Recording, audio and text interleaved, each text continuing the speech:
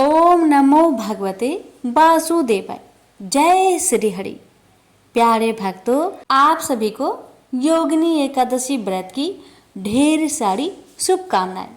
लक्ष्मी नारायण की कृपा आप पर, आपके परिवार पर सदा सर्वदा बनी रहे।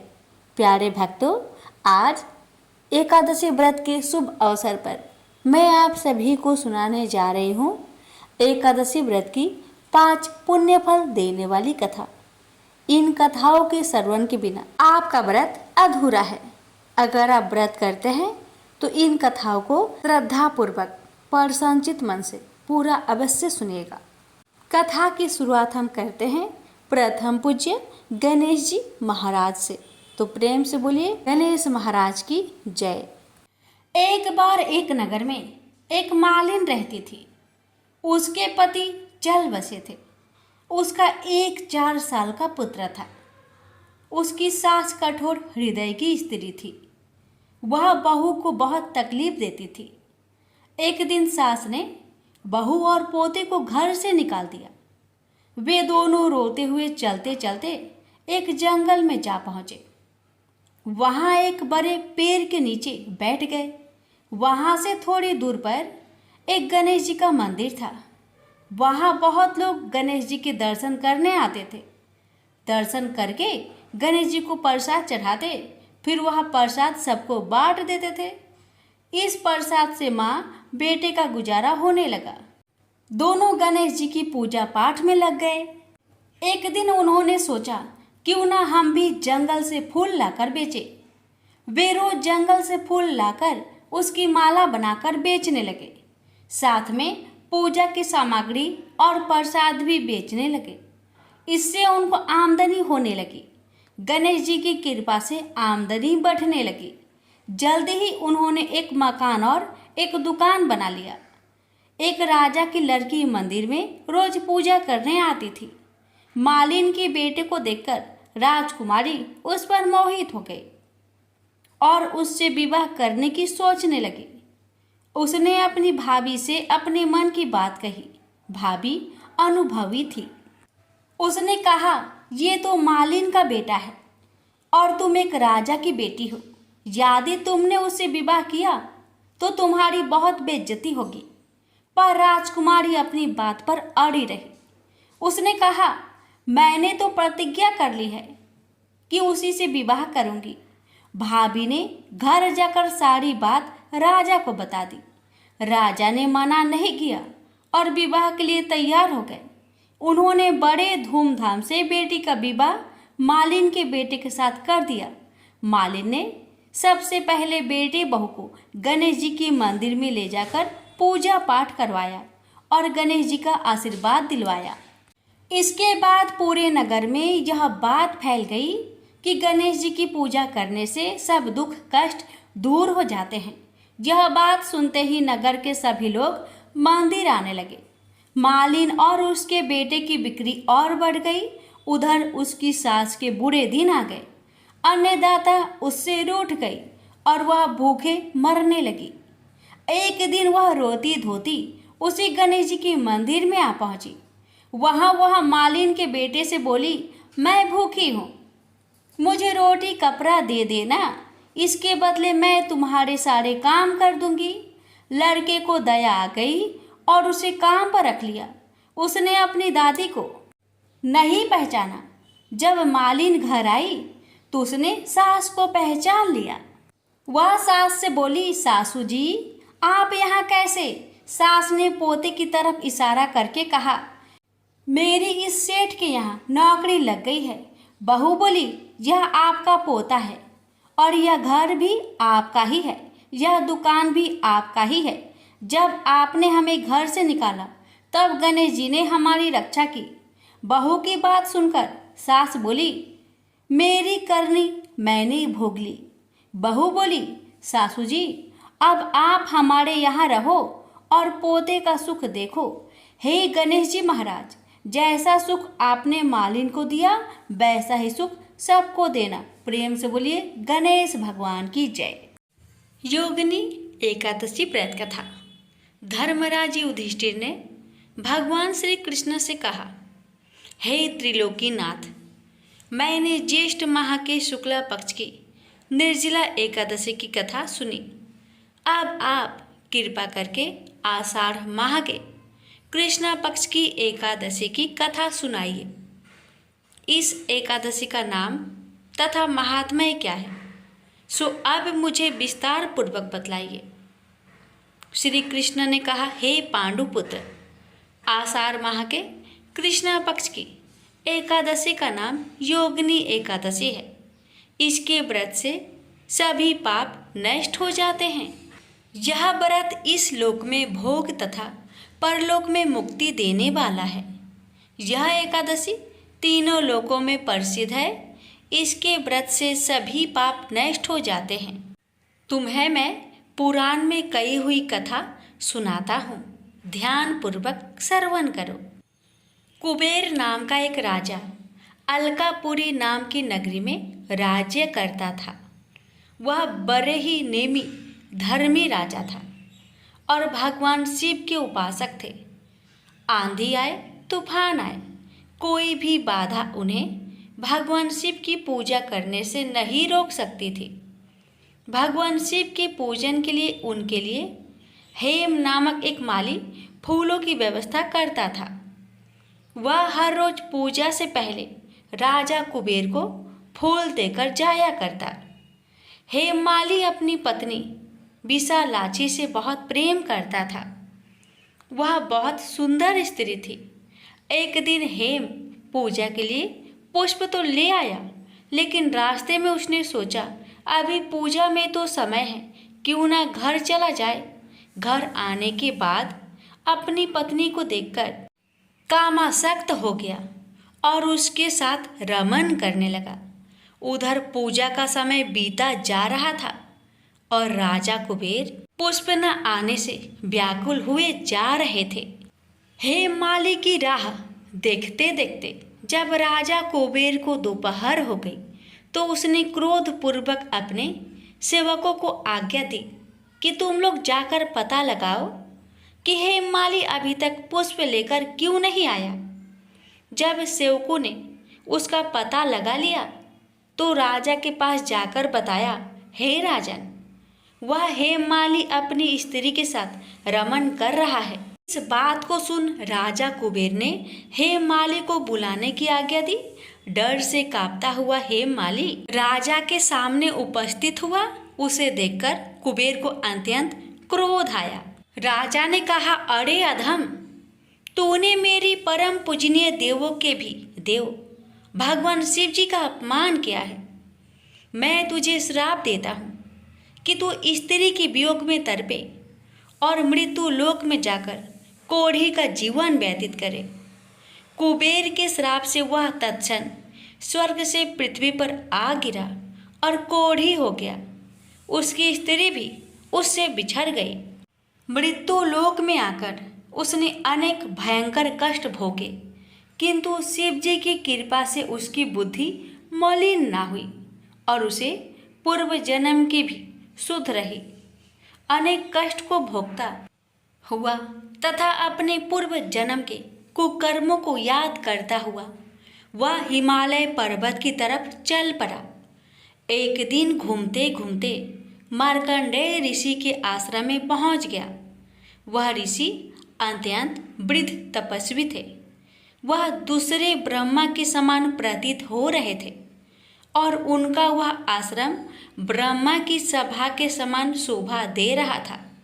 ऋषि को देखकर हेममाली वहां गया और उन्हें प्रणाम करके उनके चरणों में गिर पड़ा और महर्षि के पूछने पर अपनी व्यथा से उन्हें अवगत करवाया।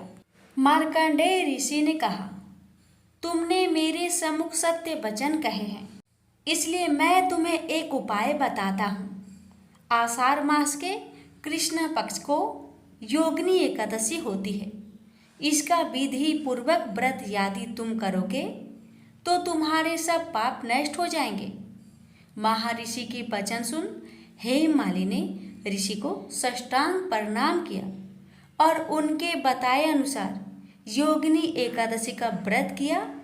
इस प्रकार उसे अपने श्राप से छुटकारा मिला और वह फिर से अपने वास्तविक रूप में आकर अपनी स्त्री के साथ सुख से रहने लगा।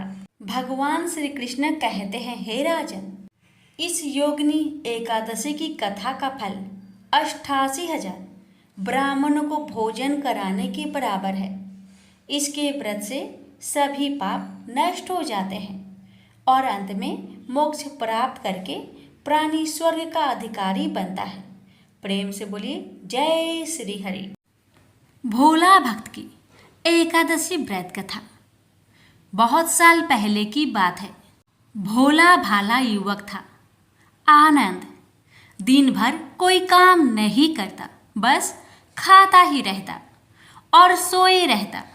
घर वालों ने कहा, चलो जाओ निकलो घर से, कोई काम धाम करते नहीं हो, बस पड़े रहते हो। वह घर से निकलकर यूं ही भटकते हुए एक आश्रम पहुंचा। वहां उसने देखा कि एक गुरुजी हैं। उनके शिष्य कोई काम नहीं करते, बस मंदिर की पूजा करते हैं। उसने मन में सोचा, यह बढ़िया है, कोई काम धाम नहीं, बस पूजा ही तो करना है। गुरुजी के पास जाकर पूछा, क्या मैं यहाँ रह सकता हूँ? गुरुजी बोले, हाँ हाँ, क्यों नहीं, लेकिन मैं कोई काम नहीं कर सकता हूँ। गुरुजी बोले, कोई काम नहीं करना है, बस पूजा करना होगा।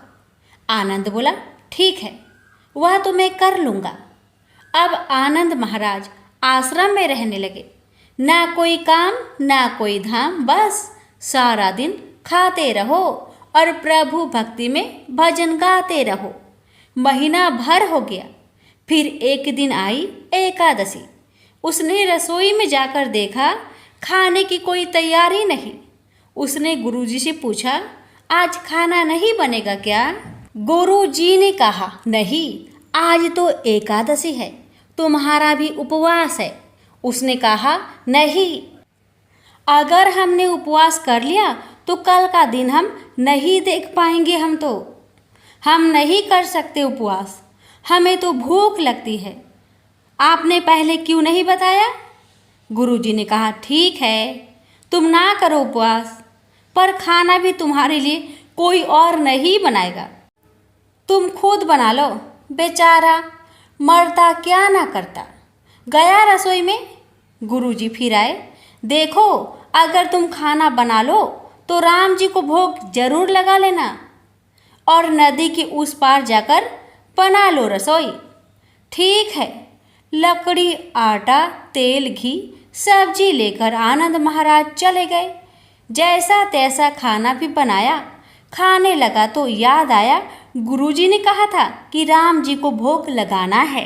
लगा भजन गाने, आओ मेरे राम जी भोग लगाओ जी, प्रभु राम आइए, श्री राम आइए, मेरे भोजन का भोग लगाइए। कोई ना आया तो बेचैन हो गया कि यहाँ तो भूख लग रही है और राम जी आ ही नहीं रहे। भोला मानस जानता नहीं था कि प्रभु साक्षात तो आएंगे नहीं, पर गुरुजी की बात मानना जरूरी है। फिर उसने कहा, देखो प्रभु राम जी, मैं समझ गया कि आप क्यों नहीं आ रहे हैं। मैंने रूखा सूखा बनाया है और आपको तरमाल खाने की आदत है, इसलिए नहीं आ रहे हैं। ऐसी बात है तो सुनो प्रभु जी, आज वहाँ भी कुछ नहीं बना है, सबको एकादशी है, खाना हो तो यह भोग ही खा लो।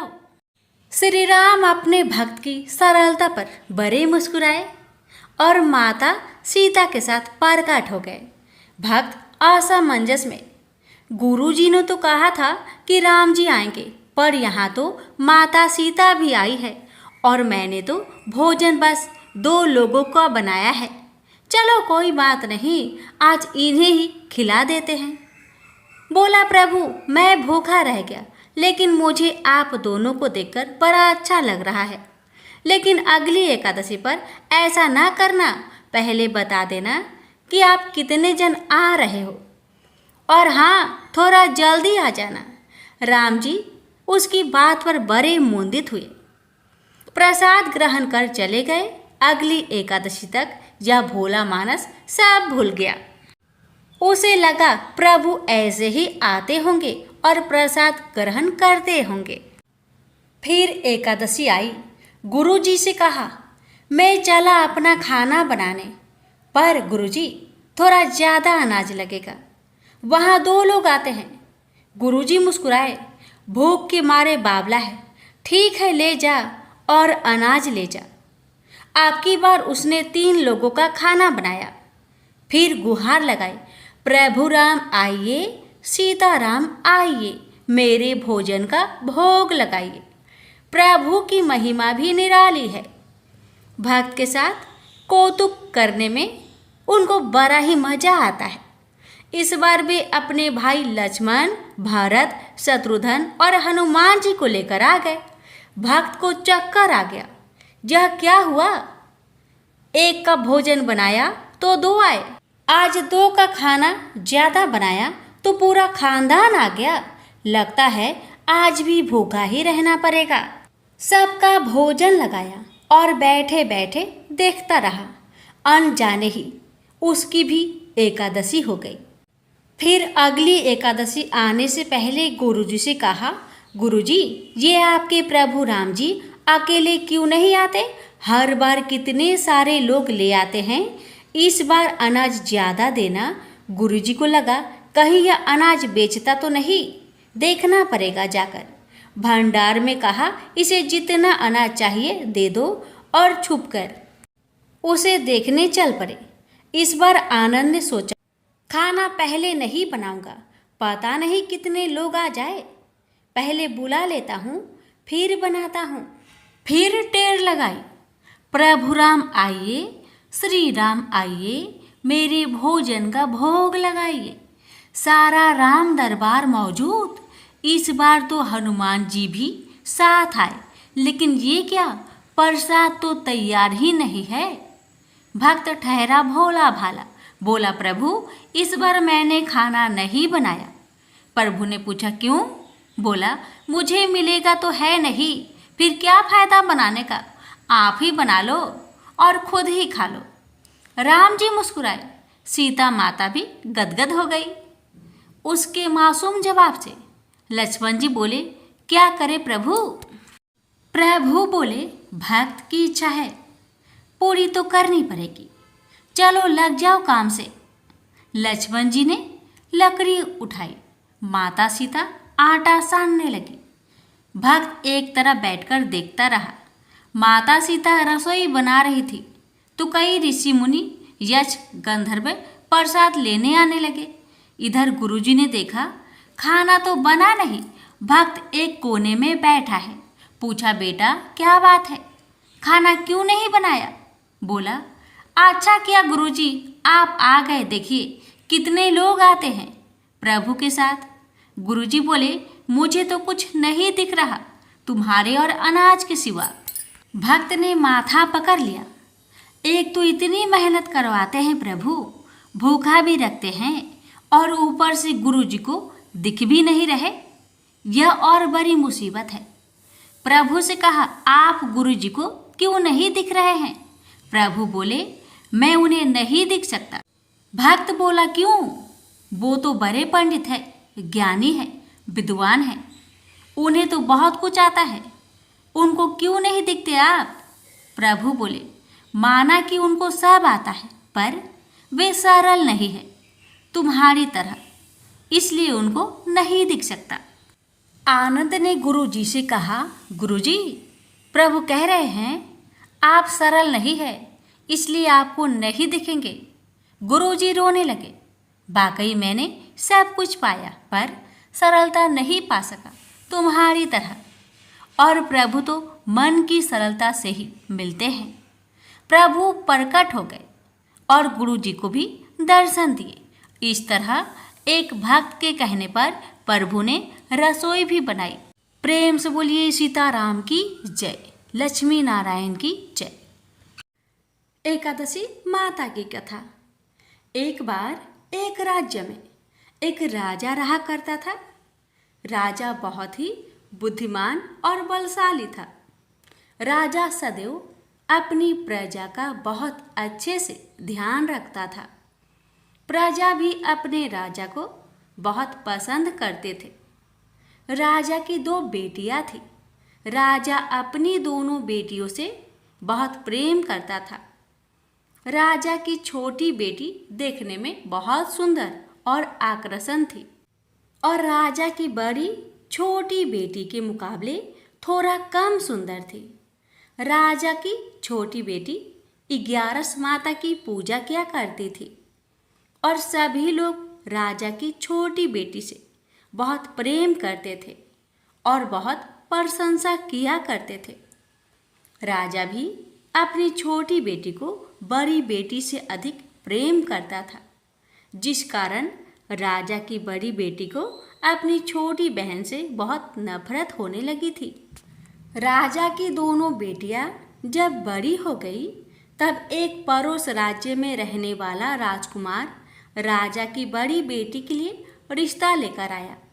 लेकिन जैसे ही उस राजकुमार की नज़र राजा की छोटी बेटी पर पड़ी तो वह राजकुमार राजा की छोटी बेटी पर आकर्षक हो गया और उससे पहली नज़र में ही प्रेम कर बैठा। उस राजकुमार ने राजा की बड़ी बेटी के साथ विवाह करने से मना कर दिया और उसने राजा से कहा कि मैं आपकी छोटी बेटी से विवाह करना चाहता हूँ। जिसके बाद राजा की बड़ी बेटी यह देखकर अपनी छोटी बहन से बहुत क्रोधित हो गई और राजा की बड़ी बेटी ने अपनी छोटी बहन को अपना सबसे बड़ा दुश्मन मान लिया। राजा की बड़ी बेटी ने अपनी छोटी बहन से बदला लेने का निर्णय लिया, जिसके लिए उसने अपनी छोटी बहन को जान से मारने का प्लान बनाया। राजा की बड़ी बेटी ने अपनी छोटी बहन को मारने के लिए सबसे पहले एक लड्डू में जहर मिलाकर अपनी छोटी बहन को दे दिया और उसको लड्डू खाने के लिए कहा। लेकिन लड्डू खाने के बाद भी छोटी बहन को कुछ नहीं हुआ। बड़ी बहन यह देखकर बहुत आश्चर्यचकित हो गई, लेकिन बड़ी बहन ने हार नहीं मानी और उसने जब रात में छोटी बहन अपने कमरे में सो रही थी तब एक मटके में सांप रखकर उस कमरे में छोड़ दिया।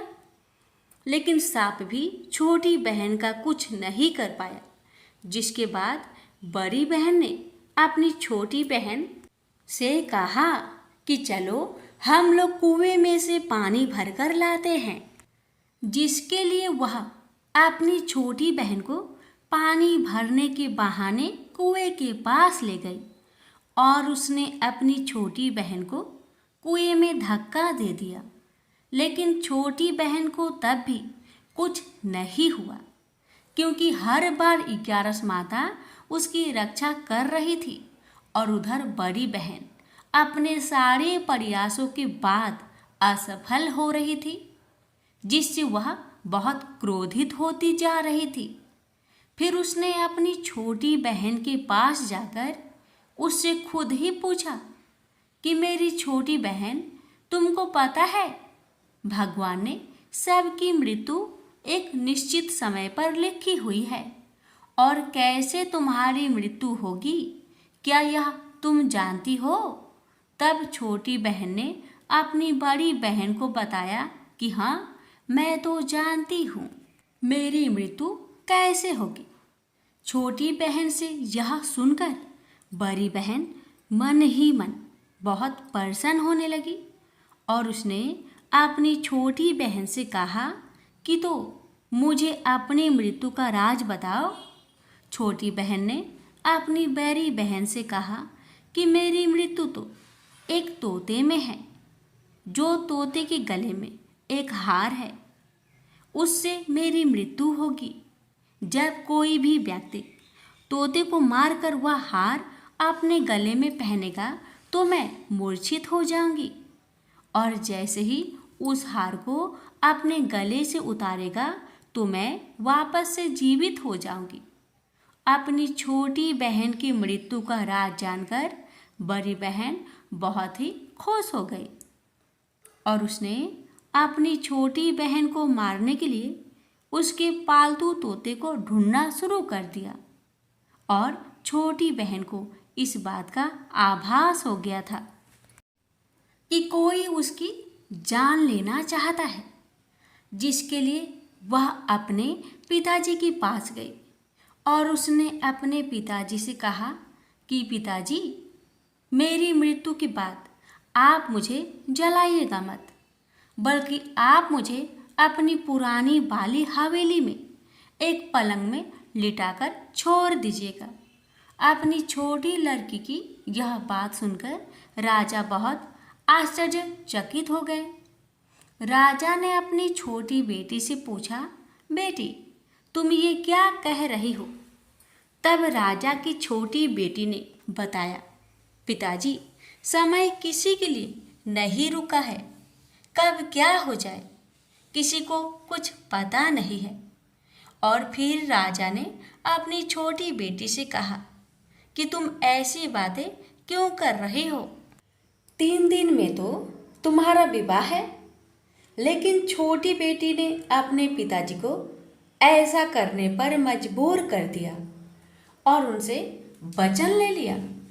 राजा ने भी अपनी छोटी बेटी की बात स्वीकार कर ली और 2-3 दिनों के बाद जब शादी का समय आया, तब राजकुमार बारात लेकर राजा के घर आया और राजकुमार और राजा की छोटी बेटी का विवाह शुरू हो गया।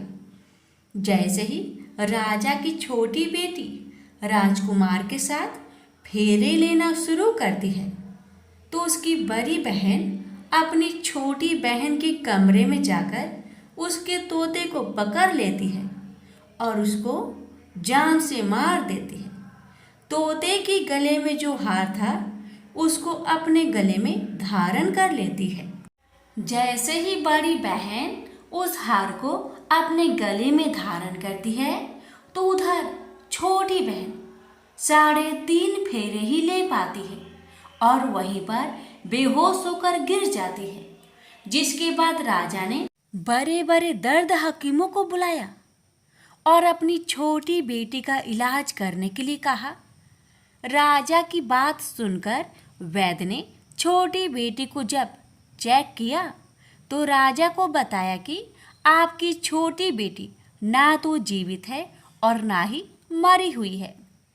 यह मैं ऐसा पहली बार देख रहा हूँ। राजा ने वैद्य और हकीम को यह बात बाहर बताने से मना कर दिया और उनको कहा कि अगर तुमने यह बात किसी को बाहर बताई तो हम तुम्हें फांसी दे देंगे। राजा ने अपनी छोटी बेटी को पुराने महल में ले जाकर एक पलंग में लिटा दिया और वहाँ पर कुछ सैनिक को तैनात कर दिया। वापस अपने महल पर आ गया। राजा की बड़ी बेटी अपने पिताजी के पास आई और कहने लगी कि पिताजी, अगर यह शादी संपन्न नहीं हुई तो आपकी इज्जत का क्या होगा? आप कहे तो आपकी इज्जत बचाने के लिए राजकुमार से शादी करने के लिए तैयार हूँ। जिसके बाद राजा ने अपनी बड़ी बेटी की बात मान ली और राजा ने बड़ी बेटी को छोटी बेटी की कपड़े पहनाकर मंडप पर भेज दिया। लेकिन राजकुमार यह जान गया कि यह राजा की छोटी बेटी नहीं, बल्कि यह राजा की बड़ी बेटी है। लेकिन जब राजकुमार ने शादी करने से मना किया, तो सभी लोगों ने राजकुमार को विवश करके राजा की बड़ी बेटी से बचे हुए फेरे को संपन्न करा दिया और विवाह करवा दिया। जिसके बाद राजकुमार राजा की बड़ी बेटी को अपने महल ले गया। राजकुमार राजा की बड़ी बेटी से ना तो बात करता था, न ही उसको पसंद करता था और ना ही उसके आसपास भटकता था। और राजकुमार ने यह फैसला लिया था कि वह अपनी प्रेमिका को ढूंढ कर रहेगा और यह जानकर रहेगा कि उसके साथ हुआ क्या है। एक दिन राजकुमार अपने घोड़े पर सवार होकर राजा के पुराने महल के पास पहुंच गया जहाँ पर उसने कुछ सैनिकों को देखा। महल के पास पहुंचकर राजकुमार ने जब महल को ध्यान से देखा तो वह समझ गया कि यह तो हमारे ससुर जी का महल है। तब राजकुमार ने सैनिकों से पूछा, तुम लोग यहाँ क्या कर रहे हो और इस महल के अंदर उस पलंग में कौन लेटा है? जिसके बाद सैनिकों ने बताया कि जहाँ पर राजा की छोटी बेटी लेटी है। यह सुनकर राजकुमार बहुत प्रसन्न हो गया और वह तुरंत अपनी प्रेमिका के पास पहुंच गया और उसकी सेवा करने लगा। जैसे ही रात हुई तो राजा की छोटी बेटी उठकर खड़ी हो गई। राजकुमार यह देखकर बहुत खुश हो गया और उसने अपनी प्रेमिका से पूछा कि तुम यहाँ क्या कर रही हो? तुम मेरे साथ मेरे घर चलो। राजा की छोटी बेटी ने राजकुमार को सारी बातें बता दी कि मेरी जान एक तोते में बसी थी और मैंने यह बात सिर्फ अपनी बड़ी बहन को बताया था और मुझे पता है कि उसने ही मुझे मारने का प्रयास की है। उसके पास एक हार है जिसको वह सुबह पहन लेती है और रात को उतार देती है। जब तक वह हार को पहने रहती है तब तक मैं मूर्छित रहती हूँ और जैसे ही वह हार को उतार देती है तो मैं जीवित हो जाती हूँ और जब तक मेरी बड़ी बहन के पास वह हार है तब तक मैं ऐसे ही जीवित और मूर्छित होती रहूँगी। अगर मेरी बड़ी बहन के पास जो हार है वह मेरे हाथ में लग जाए तो मैं हमेशा के लिए जीवित हो जाऊंगी। राजकुमार यह बात सुनकर राजा की छोटी बेटी के पास रहने का निर्णय ले लिया और अपने बचे हुए सारे फेरे उस पलंग में लेटी राजकुमार की छोटी बेटी के साथ ले लिया और अपना विवाह पूर्ण कर लिया और वहीं पर ही रहने लगा। देखते ही देखते कुछ समय में राजा की छोटी बेटी और राजकुमार की पत्नी पेट से हो गई। एक दिन राजकुमार को किसी काम से बाहर जाना पड़ा। तब छोटी बहन के पेट में बहुत तेज दर्द होने लगा, जिसके बाद उसने 11 माता का आह्वान किया। जिसके बाद वहाँ पर 11 माता प्रकट हुई और उन्होंने अपनी भक्तों के दर्द को दूर किया और एक पुत्र की प्राप्ति करवाई। और वहीं पर अचानक से राजकुमार भी आ गया।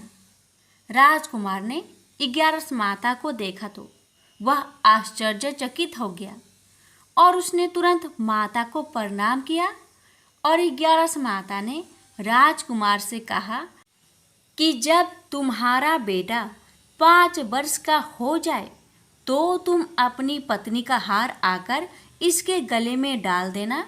और देखते ही देखते राजकुमार और राजा की छोटी बेटी का पुत्र 5 वर्ष का हो जाता है।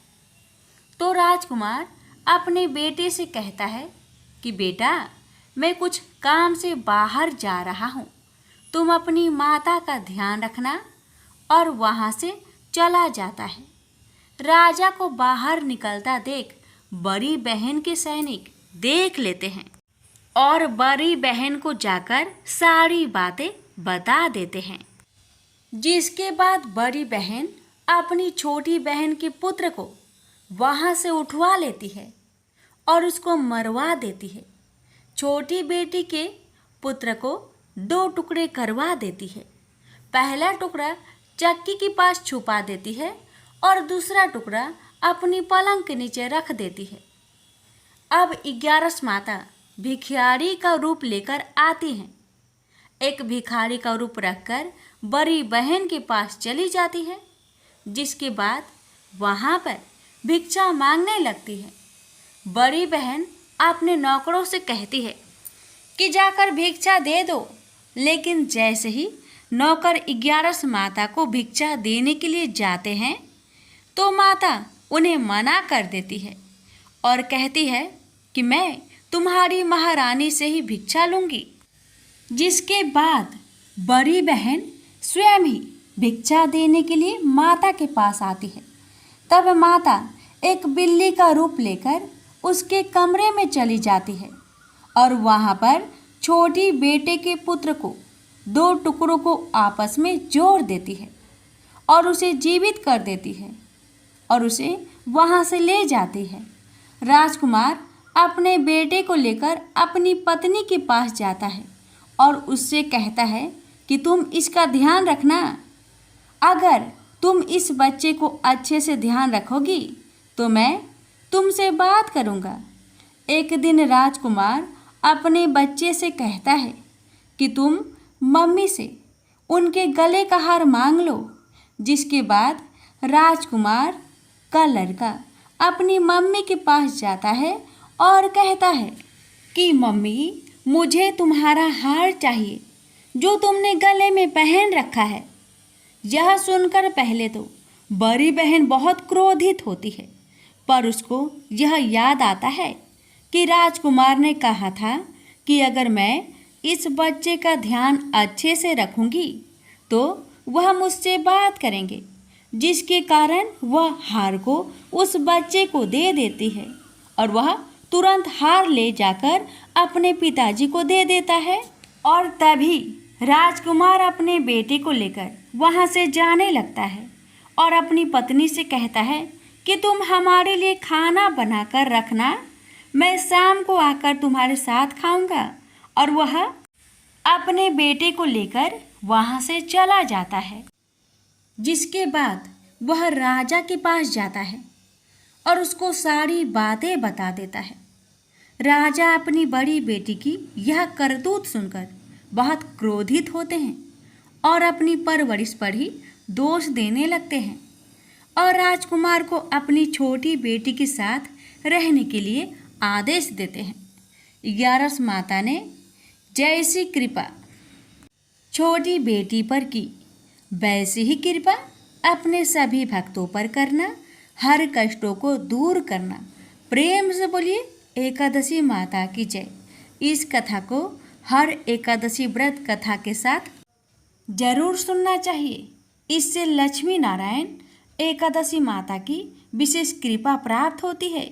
प्रेम से बोलिए लक्ष्मी नारायण की जय, एकादशी माता की जय। लापसी तपसी की कथा। एक लापसी था, एक तपसी था। तपसी हमेशा भगवान की तपस्या में लीन रहता था। लापसी रोजाना 1.25 सेर की लापसी बनाकर भगवान का भोग लगाकर जीम लेता था। एक दिन दोनों लड़ने लगे। लापसी बोला, मैं रोज भगवान की तपस्या करता हूँ, इसलिए मैं बड़ा हूँ। लापसी बोला कि मैं रोज भगवान को 1.25 सेर लापसी का भोग लगाता हूँ, इसलिए मैं बड़ा हूँ। नारद जी वहाँ से गुजर रहे थे। दोनों को लड़ता देखकर उनसे पूछा कि क्यों तुम लड़ रहे हो। लापसी ने खुद को बड़ा होने का कारण बताया और तपसी ने अपना कारण बताया। नारद जी बोले, तुम्हारा फैसला मैं कर दूंगा। दूसरे दिन लापसी और तपसी नहाकर अपनी रोज की भक्ति करने आए तो नारद जी ने छुपकर 1.25 करोड़ की एक अंगूठी उन दोनों के आगे रख दी।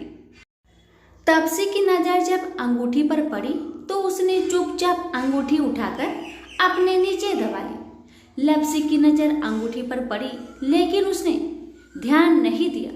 भगवान को भोग लगाकर लापसी खाने लगा। नारद जी सामने आए तो दोनों ने पूछा कि कौन बड़ा। तो नारद जी ने तपसी को खड़ा होने को कहा। वो खड़ा हुआ तो उसके नीचे दबी अंगूठी दिखाई पड़ी। नारद जी ने तपसी से कहा, तपस्या करने के बाद भी तुम्हारी चोरी करने की आदत नहीं गई, इसलिए लापसी बड़ा है और तुम्हें तुम्हारी तपस्या का कोई भी फल नहीं मिलेगा। तपसी शर्मिंदा होकर माफी मांगने लगा। उसने नारद जी से पूछा, मुझे मेरी तपस्या का फल कैसे मिलेगा।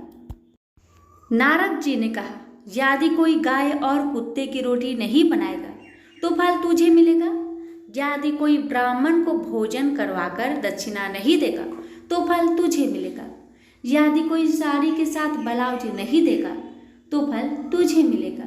यदि कोई दिए से दिया जलाएगा तो फल तुझे मिलेगा। यदि कोई सारी कहानी सुने लेकिन तुम्हारी कहानी नहीं सुने तो फल तुझे मिलेगा। उसी दिन से हर व्रत कथा कहानी के साथ लापसी तापसी की कहानी भी सुनी और कही जाती है। प्रेम से बोलिए लक्ष्मी नारायण की जय। ओम जय एकादशी, जय एकादशी, जय एकादशी माता। विष्णु पूजा व्रत को धारण कर शक्ति मुक्ति पाता। ओम जय एकादशी माता, तेरे नाम गिनाऊं देवी भक्ति प्रदान करने। गण गौरव की देनी माता शास्त्रों में बरनी। ओम जय एकादशी माता, मार्गशीर्ष के कृष्णा पक्ष की उत्पन्ना विश्वातारिणी जन्मी। शुक्ल पक्ष में हुई मोक्षदा मुक्तिदाता बनाई। ओम जय एकादशी माता, पौष के कृष्णा पक्ष की सफला नामक है। शुक्ल पक्ष में होए पुत्र दा आनंद अधिक रहे। ओम जय एकादशी माता, नाम सटटिला माघ मास में कृष्ण पक्ष आवे। शुक्ल पक्ष में जया कहावे विजय सदा पावे। ओम जय एकादशी माता, विजया फाल्गुन कृष्ण पक्ष में शुक्ल आमल की। पाप मोचनी कृष्ण पक्ष में चैत्र महाबली की। ओम जय एकादशी माता, चैत्र शुक्ल में नाम कामदा धन देने वाली। नाम बरुथनी कृष्ण पक्ष में वैशाख महावाली। ओम जय एकादशी माता, शुक्ल पक्ष में होई मोहिनी अपरा ज्येष्ठ कृष्ण पक्षी। नाम निर्जला सब सुख करने कृष्ण पक्ष रखी। ओम जय एकादशी माता, योगिनी नाम आषाढ़ में जानो कृष्ण पक्ष करनी। देव सैनी नाम कहायो शुक्ल पक्ष धरनी। ओम जय एकादशी माता, कामिका श्रावण मास में आवे कृष्ण पक्ष कहिए। श्रावण शुक्ल होए पवित्र आनंद से रहिए। सावन शुक्ल होए पवित्र आनंद से रहिए। ओम जय एकादशी माता, जा भाद्रपदे कृष्ण पक्ष की परिवर्तनी शुक्ला। इंद्रा आश्विन कृष्ण पक्ष में व्रत से भाव सागर निकला। ओम जय एकादशी माता, पापंकुशा है शुक्ला पक्ष में आप हरण हारी। रमा मास कार्तिक में आवे सुखदायक भारी। ओम जय एकादशी माता, देवोत्थानी शुक्ल पक्ष की दुख ना सके मैया। देवोत्थानी शुक्ल पक्ष की दुख ना सके मैया। पावन मास में करूँ विनती पार करो नैया। पावन मास में करूँ विनती पार करो नैया। ओम जय एकादशी माता, परमा कृष्ण पक्ष में होती जन मंगल करनी। परमा कृष्ण पक्ष में होती जन मंगल करनी। शुक्ल मास में होए पद्मिनी दुख दरिद्र हरनी। शुक्ल मास में होए पद्मिनी दुख दरिद्र हरनी। ओम जय एकादशी माता, जो कोई आरती एकादशी की भक्ति सहित गावे। जो कोई आरती एकादशी की भक्ति सहित गावे। जन गुरु दिता स्वर्ग कबासा निश्चय वह पावे। जन गुरु दिता स्वर्ग कबासा निश्चय वह पावे। ओम जय एकादशी माता, जय एकादशी माता।